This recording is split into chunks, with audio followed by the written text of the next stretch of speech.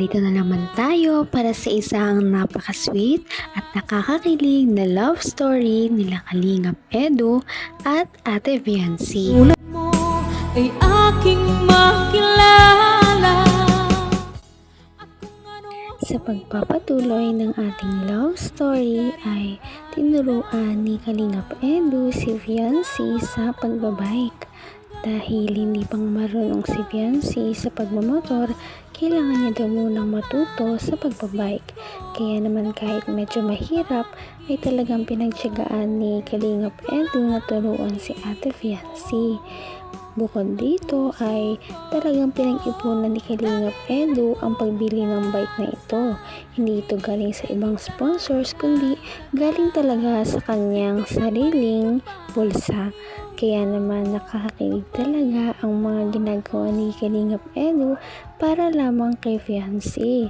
Talagang nag-enjoy sila sa pagbabike at sana matuto na nga si Viancy sa pagbabike para matuto na rin siya na magmotor.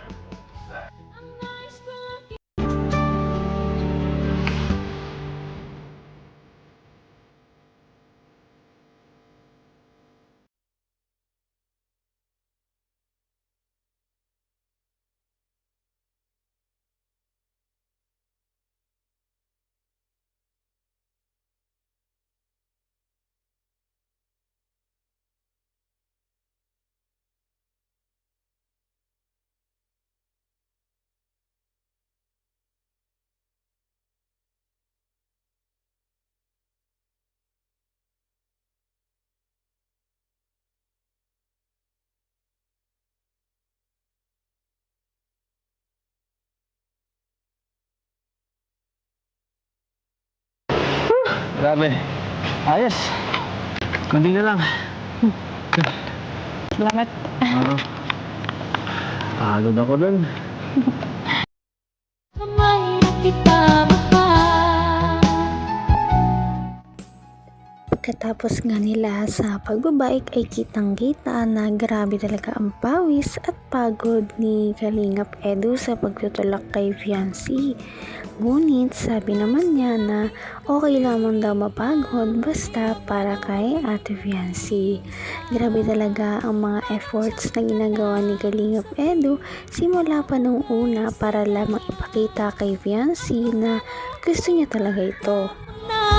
Hindi ka rin nag-alilangan pa. Pagkatapos naman nila na magbike ay medyo nagpahinga muna silang dalawa dahil nga nakakapagod ito. At dito na sa pagkakataong ito ay maya-maya ibibigay na nga ni Kalingap Edu ang pinaka-surprise noong araw na yun. Talaga namang matutuwa si Ate Viancy dahil dito. Salamat. Pagod ako dun. Pero at least may improvement naman. Kunti na lang. Matututo ka na tapos pwede ka na magmotor. Baka susunod ako nang iangkas mo dyan. Thank you po. Basta sa ano, kahit wala kami, practice mo muna sa ano, sa inyong lugar, no? Para pag natuto ka na yan, saka ka na lang magmotor. Ano? Ayos ba? Napagod ka? Kayo nga din pa. Sasya na po. Ba't ka nagsasorry? Ako naman may plano nito. Okay lang yun sa akin. Basta para sa'yo. Okay lang kahit napagod ako. Ano? Okay na yan? Tayo na muna tayo. Next time na lang. Ito. Hindi ko naman akalain na hindi ko rin Dahil sa pagod ay talagang napainom muna ng soft drinks si Kalingap Edu at Viancy.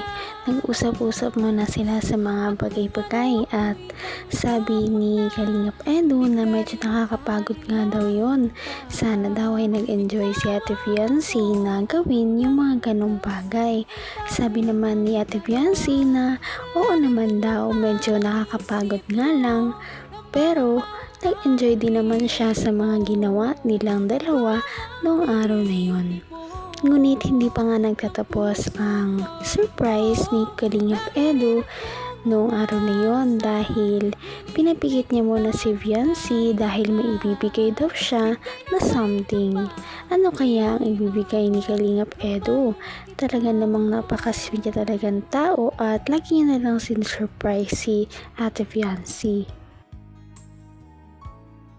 Next time na lang. Ito. Kaya muna tayo. Inom muna at pagod. Thank you po.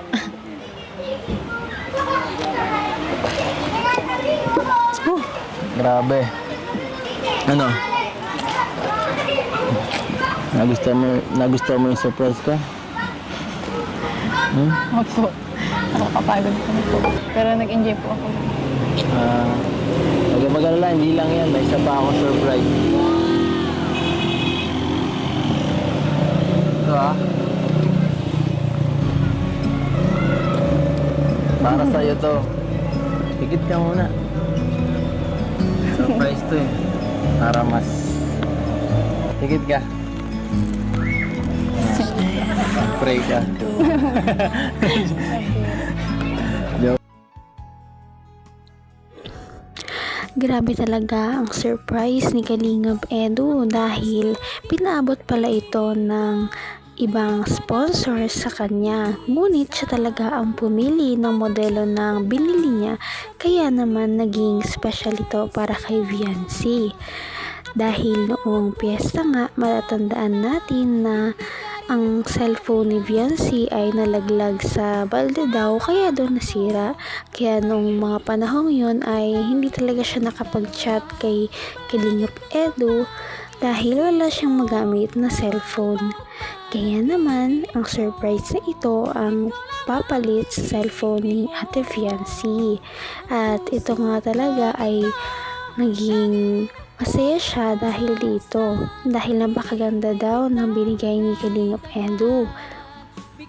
May ka pa, iyo'y abot kamay. Pray ka. Joke lang. Ito. Huwag mong matingin na, bawal tumingin. Ito, isang galing. Ito muna, ibigay na muna yung isa. Ito, galing sa sponsor ni Cuesta Aros. Ito, saka ito po ay earrings. Pwede na po At ito talaga ang pinaka yan, special galing kay Ma'am Rexy. Nobody's gonna make me feel.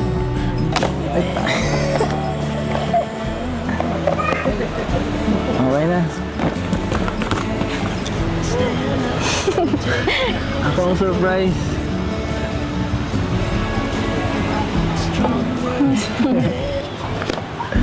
Tiyan! Binilang ka ng cellphone ni Ma'am Rexy. Hindi ka rin nag-alinlangan pa.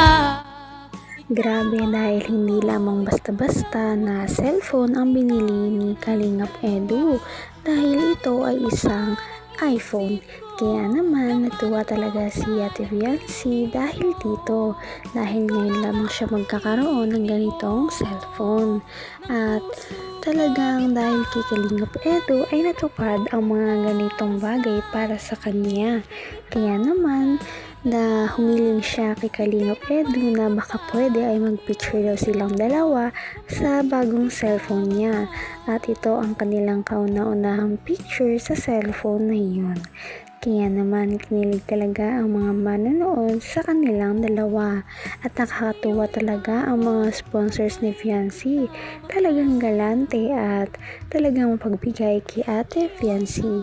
Kaya naman sana ipatuloy natin silang suportahan at mahalin si Viancy, si Kalingap Edu at ang Kalingap team. Yun lamang at maraming salamat sa panonood. Abangan natin kung magkakatuluyan ba talaga si Kalingap Edu at Viancy. Hanggang sa muli. Bye! Ngayon'y abot kamay na kita. Mahal